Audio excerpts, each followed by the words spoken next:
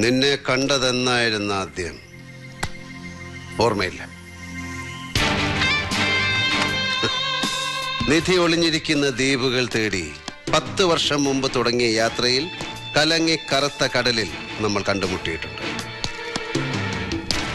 1 2 തവണ എന്റെ കണ്ണിന് നേരെ നീ ചൂണ്ടക്കൊളുത്ത് എറിഞ്ഞിട്ടുമുണ്ട്.